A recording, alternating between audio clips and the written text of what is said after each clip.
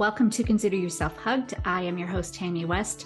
Today with a topic that I told you a couple of days ago on social media might be a little bit rough, but then I'm thinking, I don't know why I said that, because I'm an open book. I'm transparent. I talk about this stuff all the time. I guess maybe I was thinking by rough, it might, I don't know. It's talking about medication and your mental health can be, let's just say, controversial. And I had an experience this past week, which I will not give you any details about because it would just be the wrong thing to do. There's no way I could keep hidden where it happened or what. I'm just going to say it was a conversation ensued about the topic of mental health that reminded me we aren't there yet. Do you know what I mean? The conversation has moved forward so much, and I'm so excited, especially through the pandemic. If nothing else, is that not got to be a book? If nothing else good came from COVID, but we are talking more about mental health. But this conversation reminded me that, but we have a long way to go. So what I did was I thought, okay, I wrote down some thoughts, and by thoughts I wrote down questions for myself about the use of medication and my mental health. And in just a minute, I want to share my quick story with you in case you haven't heard it before. And actually, even if you have heard it before, you probably don't know where I am right now. So I want you to hear me and my journey, and I want you to think about you and your journey. And then I'm going to read those questions, and I'm going to read them in order, the way that they popped into my head. So even though it might not make any sense, there might not be a flow, but they popped into my head the way that they did for a reason. And so I will read them that way. I will give a disclaimer. There's a disclaimer in the description of Consider Yourself Hugged, but in particularly today, the disclaimer is I am absolutely not here to give you any advice about using medications or not using medications. I am not here to advise you on what you should or shouldn't do in your mental health journey. And you've heard me say this before. Don't let anybody shame you into not taking care of your mental health. That is your decision. That is between you and yourself, you and your trusted doctor, trusted friends, trusted spouse, you and God. It is not, it is your decision. So having said that, the quick backstory, if you don't know me, I grew up with anxiety disorder starting probably at the age of 9 and debilitating panic attacks as a child every single day of my life for several years. Then as an adult in 1995, I was in a mental hospital diagnosed with generalized anxiety, panic disorder, PTSD, and depression. Yeah. Isn't that funny? Sometimes I'm like, was it OCD? And I'm like, no, that's just what I think might be happening now. Anyway, so these were my diagnoses. I got out of the mental hospital. I was discharged. I think it was on maybe Zoloft and also Klonopin. So most people know Zoloft is an antidepressant, but it's a serotonin regulating drug for your brain. And it's also used to treat anxiety. My depression was pretty mild. For me, it was mainly anxiety and panic. Klonopin, the other one that I was on, similar to Xanax, it's a tranquilizer, and that's the medication that I took as needed when I needed to be brought off the ledge, because getting out of the mental hospital, I was better, I was functional, but I had a long way to go. And so I continued to have panic attacks off and on. I don't know, maybe for a couple of years, a year, I don't know, but not often, and I could function. But that Klonopin saved my life from time to time because it brought me down. And then the Zoloft or whatever it was at the time. So that's 1995. Let's say, for sake of argument, that I don't know what that means for sake of argument in this case, but you know what I mean. 1997 maybe is when I stopped using antidepressants and mental health meds. I had spiritual healing through God. I had counseling, lots of different things. Fast forward 2020, and then COVID, so many COVID things. And I'm not going to tell that story again, but lost a lot of things. Kids moved home. And I made the decision preemptively, really. It wasn't that I was having panic attacks. It wasn't that my anxiety was debilitating, but I knew there were a couple of things that were coming up, and every trigger I had was about to converge on me. And so I talked with my husband. For me, prayed about it. And I thought, it's been almost 25 years. I'm going back on. It was Lexapro. So I went on Lexapro, 10 milligrams, took that for, I'm going to say about 6 or 9 months. I probably should have had my ducks in a row before I recorded this, but it really doesn't matter. I took it for 6 or 9 months, weaned off. And then several months later, so this would have been around September, October of 2022, I started having all these speaking engagements, and they were huge, and they were high paying, and they were big crowds. And what happened? Imposter syndrome. I'm not good enough. I can't do it. I know I've done an episode about this. And I began having some pretty serious anxiety and even some panic attacks. Okay. So I was like, well, I felt so much better when I was on the Lexapro. It was really helping. So I went back on it. At 5 milligrams a day is what the doctor decided. I had no problem doing that. I'm just here to tell you now. Did not feel guilty about it. Did not feel like I gave a crap if anyone decided to judge me. That's what I needed to do. For my mental health journey at the time, that was my decision. So here we are now, February. And as I'm recording, it is February 7th, I think. Anyway, I am weaning off of the 5 milligrams.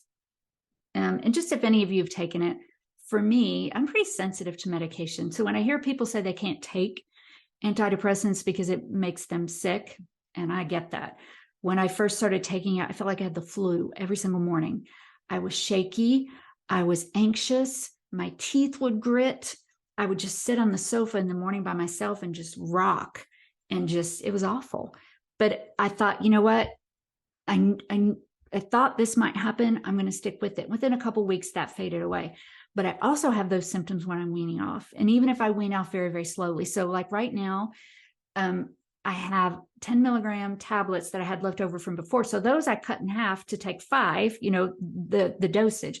But now that I'm weaning, I'm doing 5 milligrams every other day and 2.5. So I have to cut to a quarter of a pill. So I'm weaning very, very, very slowly. And I feel okay, but I do have some of those kind of fluish, shaky, just those symptoms that I had before. So through this, a couple of things happened that made me think, you know what, why am I weaning off of them? Why did I take them to begin with? And so I wrote down some things. Not quite ready for that yet, though. There are so many opinions and research facts out there about antidepressants. And that's what I'm going to talk today about is these antidepressant medications, but you can relate it to whatever you're taking. I hope that you pay attention to those things. I am listening to a book on Audible right now, and I forget every single time. The title is The Mind and the Moon. It's probably going to start playing The Mind and the Moon, My Brother's Story, The Science of Our Brains, and the Search for Our Psyches by Daniel Bergner. So this is what it looks like on Audible. I heard it. He was interviewed on a podcast is where I heard it. And I thought it was fascinating. So anyway, now I feel like I'm getting off track. I think probably the best thing to do is just jump in to these questions. So here we go. Just questions. You with me? Just questions. These are questions I ask myself. Number 1, am I clear on my purpose in using the medication? So for me, my purpose was to manage the anxiety that I was having. Okay, sorry, I have to unhook a monitor here because it's acting wonky. I just finished doing a webinar with dual monitors right before I started recording, and it's causing my mouse to flip over to the other monitor. So am I clear? And I'm going to change. Yeah, I'm going to say because I want you to ask yourself the same question. And I'm also going to be a little bit harsh on myself doesn't mean I'm being harsh on you. And these questions will come up along the way too. But I realized as this question was coming to me that part of my purpose was avoidance. So I told you a minute ago that I didn't feel guilty. I didn't care. I didn't give a crap what anybody else thought. And I still feel that way. However, as I'm assessing and asking myself, well, what was your purpose in taking it? Part of my purpose was to avoid those feelings. Listen, who wants to feel anxious? Who wants to feel depressed? And if there's something that can help you, we want that. Okay, so we'll come back to that in a minute. So number one, am I clear on my purpose in using medication? Number two, am I working on my mental health in other ways? No. I mean, now I am, but when I took the medication before and when I decided to go back on it, no. I've said for years that I'm pro-medication. And listen, there are different levels of mental health. For what I'm talking about right here is anxiety, depression. I'm not talking about bipolar disorder. I'm not talking about schizophrenia, multiple person. I'm not talking about any of those. I'm talking about anxiety, depression, and in particularly my anxiety. So I'm just being honest with you. I was not doing anything else. And I've always said that medication, been pro-medication, but not by itself. Because anybody who's been on it can tell you that just because they take it doesn't mean that life goes, ah. And in fact, I've heard this phrase so many times before. Well, I'm crazy if I don't take my medicine. And I don't really like that because that really indicates that it's the dependence on medicine, no further growth. Number three, am I ashamed of my journey? And I ask this question because, as you know, when I said earlier that the mental health conversation is getting so much better, but we're not there. Whatever there means, I think there means is the stigma gone, is the shame gone from people. So when I think about taking medication, am I ashamed of that? Am I embarrassed? I am not. Ask yourself that question. Number four, what is my diagnosis? Isn't that weird? I told you they were going to be in no certain order, and what I mean here is your diagnosis very much at least begins to drive what it is that you do. And you decide that with your medical doctor, with your psychiatric practitioner, with your social worker practitioner, whoever is, helping you and guiding you. Some providers can prescribe, some cannot. You may not need that, you might, but you got to figure out what it is you're dealing with. And even if, I don't know, having a diagnosis sometimes is even difficult because I don't want you to be pinned in, no, I can't do this because of my anxiety. No, I can't do this because of my depression. There can be limitations, but just be careful about the diagnosis not becoming who you are. So instead of saying, I am this or I am that, you can talk about it more in the terms of the diagnosis. Number five, am I still growing as a person? So I'm going to go back to when I said, am I working on my journey in other ways? And this is related to that. So again, back to when I first went on it, and then when I went back on it, no, I wasn't. That's just, I am now. I think I even did that session about your mental health journey in 2023. What choices are you making? So I've been I'm listening to that book. I'm listening to other podcasts, talking to people. I did schedule an EMDR appointment, which I talked about before. I haven't gone yet. And honestly, right now it's a sheer matter of juggling the finances because it can be quite expensive and it can take some time. So I will do that. I'm not there yet. Number 6, is medication one part of my journey or the only part? So in the beginning, it was the only part. I was just waiting for it to take effect, waiting for it to make me feel better. And if you've been on antidepressants before, it can take a couple of weeks. So I'm just waiting, biding my time, avoiding things, not growing, not trying other things. Now it's a part of my journey. For me, it is a temporary part. See, I know my triggers. My triggers are very much self-esteem related. when I think I've messed up, screwed up, made a huge mistake. It's also family conflict. But those are life situations. And if that's the only time where my anxiety seriously flares, then I don't believe that I am a candidate, someone who needs to be on medication for the rest of my life. So it was my whole journey. And then it became part of my journey. And now I'm going to leave that behind on my journey. Number 7, do I understand the science? I'm not saying that you have to go get a degree in biology or do any of that, but at least inform yourself. As I'm listening to this book, The Mind and the Moon. See, I'm going to call it The Man in the Moon. It's The Mind and the Moon. I think there are things that I've forgotten. I have a biology degree. I used to teach biology, but there are so many things I've forgotten. So if I'm going to put something in my body, short-term, long-term, or forever, then I want to understand what's happening inside of my body. So do you understand the science? Number 8, do I ask questions of my provider? I love my primary care provider, a woman, nurse practitioner, but I'll be honest, it's one of those things where I just told her I wanted the medication and she gave it to me and I didn't ask her any questions. And she asked me a couple of questions. I'm not faulting her. I'm just saying we got to have that conversation, asking them, do you think that I'll need to be on this forever? Do you have other resources for me? Can you tell me how this might affect me long-term? Questions. Write them down before you go in. Number 9, am I getting counseling? You can see that these are all related, but some of them are very specific. Am I getting counseling? So for me, it's a no. Right now, my husband and I have had a pretty rough financial time since COVID. My speaking finally came back and he lost his job in corporate sales and hearing aid industry. And so he's building his photography. We lost our insurance.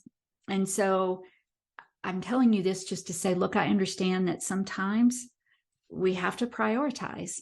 So it's been a no, but it's coming back. And then number 10, this is going to sound so strange, but I believe it will be so powerful for you. You might know that I study a field called discursive psychology, and it's about the way we use words. It's about words creating action. And it's also about the risk of words, like how we use them. We use them in certain ways, in certain situations, but maybe we would say something different in another situation. So having said that, I'll put a link to, I think I've done a session about it before. Number 10 is, what do I call the medication? So what I mean is, instead of saying my medicine or my meds or my medication, say the Lexapro, the Zoloft, the Xanax, whatever it is. When you say my medication, it becomes a part of who you are. It becomes very personal to you. It becomes something that could elicit fear for you to give that up. Not that I'm saying you need to give it up, but it just becomes a part of you and your being. When you call it the Lexapro, it becomes a separate part of your being. It becomes just part of what you're doing in your life and not all of what you're doing. Does that sound weird? I was doing it. I was like, well, my medicine, my medicine, my medicine. And as soon as I started calling it the Lexapro, I'm going to wean off the Lexapro because that's what it is. It's a medication. And in the future, for me, it's not going to be mine anymore. My goal for my mental health journey is to pay attention to my mind and my body. I'm not saying I will never go on meds again. I don't know. But I do believe that as I continue to grow and learn for where I am and my level of mental health and well-being, that I have other steps that I can take that won't make, and another thing I didn't say is it makes me sleepy and I'm kind of tired of being sleepy. It doesn't matter when I take it, I'm still sleepy. So I hope that this was helpful to you. Remember, I want to, again, say this was not intended to judge, advise, anything. It's just some things for us to think about, because more than anything, what I want for you is for you to feel that you have choices, for you to feel that you have power, for you to feel that you have options, that you are never someone who is at the mercy of someone else, of someone else's judgment, of someone else's opinion, without fully talking to yourself as you move forward in your choices. So thank you for joining me. I'm always grateful that you're here with me. If you haven't done so already, subscribe, download, rate, review wherever you listen. Invite your friends to join us. I think I'm going to have some exciting things coming forward. I've already told you I'm doing a second edition of the Stress Club. That's still going full force. I'm going to start recording the class. I'm beginning to get some decor. I'm going to paint. I'm going to get all this ready. It's a very exciting time. So I hope that you'll stay with me for that. If you don't follow me on social media, I mainly do Facebook. So my professional page is in the show notes. And also if you're a woman and you're not part of our A Place for Women private group, then do that as well. Thank you for joining me today. I hope this has been helpful. And until I see you next time, consider yourself hugged.